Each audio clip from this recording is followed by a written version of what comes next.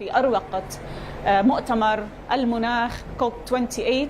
وينضم إلي في الاستوديو رئيس وزراء باكستان أنوار الحق كاكار. مرحبا بك دولة رئيس الوزراء وشكرا لحضورك معنا.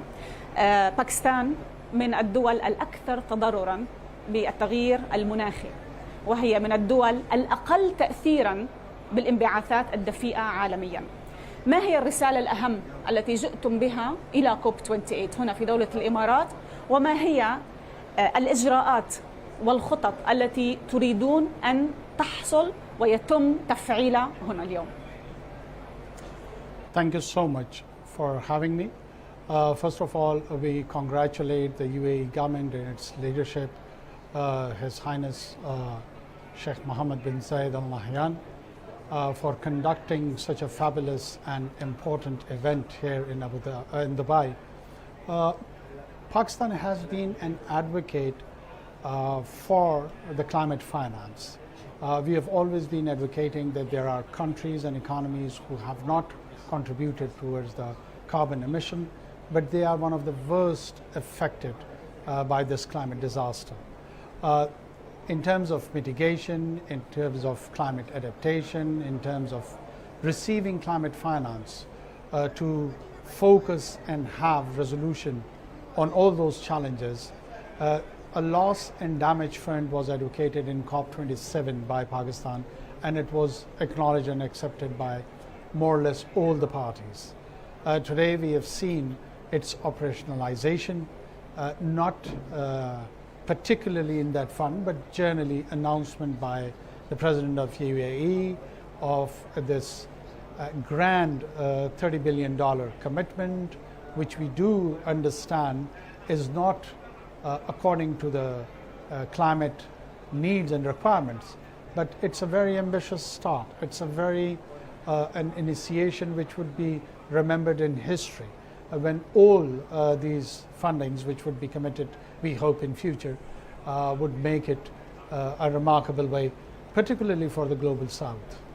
دولة الرئيس، من المعروف بأنه باكستان لم تستطع أن تتخذ أي إجراءات استباقية للتخفيف من أثر الفيضانات المدمرة التي تحصل في باكستان، والأرقام الأخيرة والدراسات الأخيرة تشير أنه هذه الشدة وهذا الضرر سيزداد بالسنين القادمة.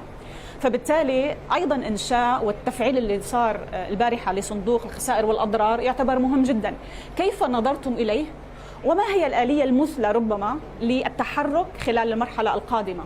Well, as far as the loss and damage fund is concerned, I feel the prime argument was accepted that the carbon emitters in different economies, which they have earned for last almost a century or so, they have now to contribute to the societies or the economies who have not contributed towards this climate damage.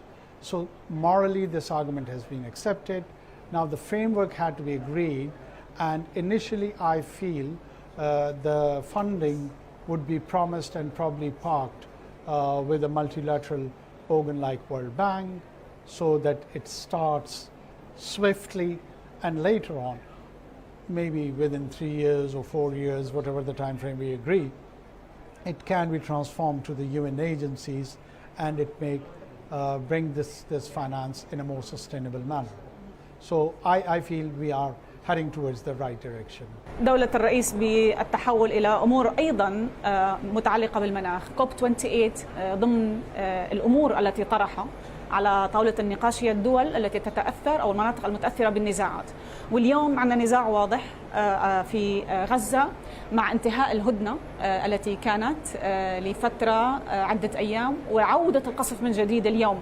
ما هو موقف باكستان الرسمي وما هي جهود اليوم ربما لإنهاء هذا النزاع اللي يؤثر بكل تأكيد على كل الملفات؟ يعني ملف المناخ واحد منها، ولكن بالمقابل الأرواح التي لا تقدر بثمن. Well, first and foremost, we have been in the forefront on the platform of OIC, along with Saudi Arabia and rest of the regional countries, that such senseless violence which was perpetrated in a very disproportionate manner by the government of Israel against the vulnerable children, women, elderly of the Gaza Strip and related areas had to immediately stop. When we say immediately stop, not a single bullet could be afforded by anyone here in the region and beyond.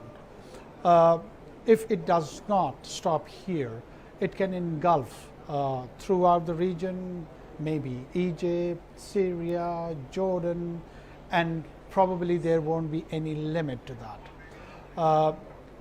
The creation of the humanitarian corridor is the second most important thing. And there are diversified views Pakistan does understand in the region about different players. But we feel that eventually there has to be a two-state solution on pre-1967 borderlines, along with the East Jerusalem as its capital. And for any population which be on the either side, if someone has to or want to make them accountable, there has to be a responsible and accountable government.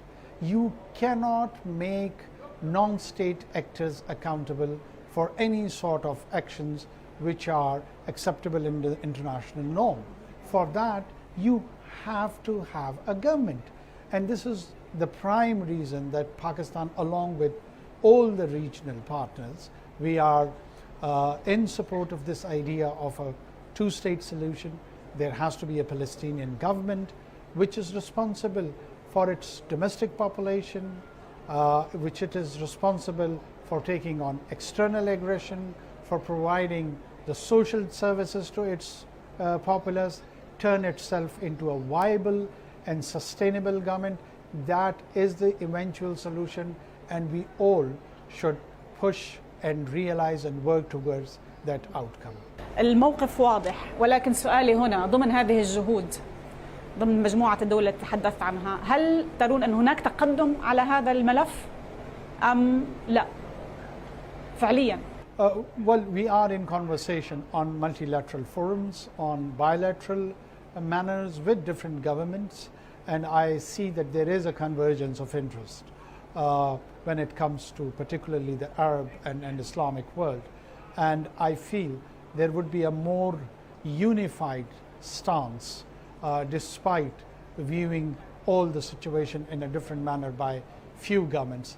Even then, I feel that there would be a convergence of interest and approach both towards this immediate challenge, because the situation by the Israeli government has exacerbated so much the already worsened situation, and I feel they have compelled everyone and all in the region and beyond to come up and stand with the oppressed people of Palestine and talk about and raise their voice and make a call for a final solution of Middle East situation, Palestinian question.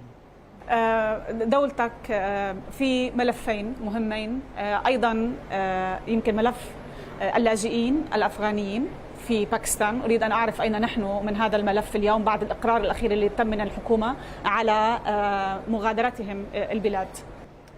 Well, we have got few categories of Afghan nationals in Pakistan. Pakistan has been a host to Afghan refugees for almost 50 years. We share culture with them, we share borders with them, we share religion with them, and we do know our obligations vis-a-vis refugees.